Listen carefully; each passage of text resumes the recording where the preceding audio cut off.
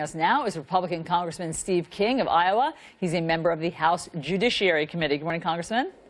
Good morning, Allison. Good to be with you this morning. Great to have you. Do you think that House Intel Chairman Devin Nunes can continue to do his job? Oh, absolutely. I have great confidence in Devin Nunes. And the reason for this, as I recall, he came into this Congress with me. We were in the same class. I'm certain of that. I believe he was 28 years old. I watched him grow. I've watched the moves he's made. I've watched the judicious nature of Devin Nunes. He's careful with what he says. He never shoots from the hip. He shoots accurately, and I think that you can count on his integrity, and he'll come to before the press if he makes a mistake and say, I should have done something different. Yeah. But now I think he will deliver this to the Select Committee on Intel, and you'll have a bipartisan knowledge base to look into those things that he had exclusive knowledge to last week. But, Congressman, hasn't he already played his hand in that he did go to the White House before he went to his colleagues, his Democratic colleagues on the committee? In other words, he's revealed that his allegiance lies with the president and alerting the president to some sort of sensitive information rather than investigating the people around the president and that sensitive information. Well, that sounds like a significantly bigger assumption to me than it does to you, Allison, and because we don't know what this information is. And it may very well be very classified information, which is why he had to go to the executive office building to access that information. Right, but I'm saying he also went to the White House. We know this to be true. He went to the White House and talked to President Trump. Why did he do that? Mm-hmm. But I do not expect that he brought any classified information with him, and we don't know that he divulged any classified information to the president. But if he did, the president's the person that has the highest security clearance. So we don't know whether this is a high level of national security, of a high level of urgency. Yeah. We just don't know those things, and I think the Select Committee will learn that. I agree with you, but either way, we do know that he went to the president before he went to his colleagues on the Intel community. So what does that tell you about his allegiance? Well, I think this, that it does not confirm anything about his allegiance until we would know what that information was and what the rationale was. And we may never be able to find that out. It may stay classified. But what we do know is that Adam Schiff and many others have stood up and taken a partisan position. Democrats haven't cooperated on anything in this entire Congress. And so the more partisan they get, the more difficult it is to work in a bipartisan fashion. Well, but I think that is part of our problem here. And Schumer, sitting over in the Senate, is hurling grenades over to the House side, and I say he's hurled many more grenades over here. People are on the Democrat side are calling for this chair to step down, that subcommittee chair to step down. It's not just the Democrats, Congressman. Just a few moments ago, Senator Lindsey Graham was on a different morning show. He also called for the chairman to step aside. Listen to this. And if he's not willing to tell the Democrats and Republicans on the committee who he met with and what he was told, then I think he's lost his ability to lead. What do you say to that? Well, as I hear that, it is, let's find out who he met with and what he was told if it's not classified. But the first thing is to deliver this information to the Select Committee on Intel. And I'll say again that Devin Nunes never shoots from the hip. Lindsey Graham occasionally does. I think I like Lindsey personally. I think he's got a great sense of humor, but he occasionally shoots from the hip. And so I put my confidence in Devin Nunes. I know him well. I understand his integrity, his patriotism. I want him to stay as the chairman of the Select Committee on Intel, because that's how we get to the bottom of many things, including the Clinton dealings with Russia themselves. You're referring to what the president tweeted about this morning. Some people say that was a deflection. Do you think that President Trump ever shoots from the hip? Well, occasionally he does, but some of these we have to let them play out and see how accurate that shot from the hip actually was, Allison. Okay. Jared Kushner. Why would Jared Kushner, the president's son-in-law, be meeting with a Russian banker with ties to Vladimir Putin a couple of weeks before the president assumes his role in the White House? You know, I can't guess as to why that is, because I'm not familiar with any business ties that Jared Kushner might have through Russian banks or with Russians. But in international business, we shouldn't be surprised that some of those ties do exist. I mean, I understand that he's volunteered to speak to a Senate committee.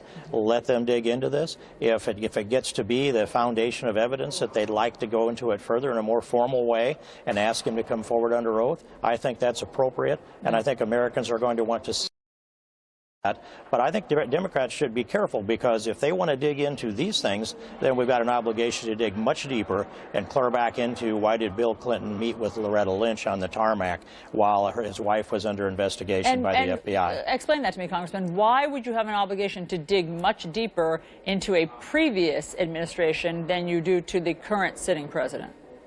Because there's indication of significant crimes having been committed, and we have a previous attorney general who recused herself. Now, well, let's just say the Clinton administration and the dealings that took place with the donations that came into the Clinton Foundation, the Clinton Family Foundation, timed with handing over 20% of access to 20% of the uranium over to the Russians. Well, that's significant, and that's a deal with the Russians. But hold on a second, Congressman. That had to be vetted by the State Department. That already happened. That wasn't just something that was sort of done under the cloak of darkness. There were people who approved that through the State Department, maybe even Congress. But why are you rewinding the tape rather than looking at whatever dealings the Trump family is having with Russia? Well, Ellison, it sounds like there's a shift here in the public dialogue that says we should scrutinize everything we might be able to accuse any Trump or any affiliate of Trump's to the maximum, and not let them even get off the ground with their administration, but give absolution to the sins of the Clinton administration and the Obama administration. And I don't think you get that absolution. There's not a statute of limitations that takes place when you inaugurate a new president that says the sins of the previous administration are now absolved. Yeah. And no, those things have been, I I think that what many people on the other side would say is that those have been litigated. People are pretty familiar with all of whatever historically happened. But now, current day, present time, there are ties that some see as troubling with the current administration. And that's why it's so important to keep the integrity of this investigation. Well, so let's do this. Let's walk into these things in the Trump administration carefully without leaping to conclusions. Let's look at the real evidence and follow that train and listen to the explanations that support the evidence with an objective mind. But let's not give that absolution to Hillary Clinton or to Barack Obama, because there is not a statute of limitations on this because of the inauguration. That's what I'd like to see. Let's do the truth, but let's not do it with a presumption that somebody is guilty. Let's do innocent until proven guilty, at least with the Trump administration.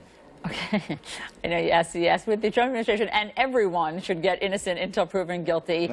You are right. Let's talk about something that Attorney General Jeff Sessions mentioned yesterday, that they would like to withhold funding to so-called sanctuary cities, withhold federal funding for sanctuary cities to punish them, basically, for not turning over undocumented immigrants to ICE officials. What mayors of those cities say is that will hurt those cities, particularly their fight against terrorism, that if you withhold federal funding, they won't be able to do their jobs as effectively. Your response? I think they're trying to populate their cities with a bunch of future Democrat voters myself. And I could never connect with this thing that they say is logical, that there are a population of illegals. We want to grow our population of illegals, but we have to have them trust our local law enforcement, so we're not going to enforce immigration law in our cities. I mean, that's like the hole-in-the-wall gang holing up in the canyon, and they're safe in there as long as they don't let any law enforcement come through the gap. And when this has been also, the foundation of this is in the Obama administration from a policy perspective, even though he didn't talk about it very much. But this is a Donald Trump promise. This is consistent with one or more amendments that I've succeeded in passing off the floor of the House to strip out federal funding going to these sanctuary jurisdictions. And if we don't do that, America becomes more and more lawless. And the more and more lawlessness that we have, the more people are victims of rape and violent crimes and murder and theft and assault and battery. But let me just stop the leap of logic that you're making there. You know that there are all sorts of studies that show that immigrants, even undocumented immigrants, commit crimes at a lower rate than native-born Americans. So your idea Allison, that the country is becoming more and more lawless is just not supported by facts. I just don't accept it that undocumented immigrants, if we use that term, and they're illegal aliens, commit less crimes than the broader part of the population. I will say that legal immigrants who are here on a green card and under probation do commit less crimes than the broader part of the and get convicted of a crime. But the criminal aliens that are here have already committed a crime. Everyone who crossed the border illegally committed the crime of unlawful entry.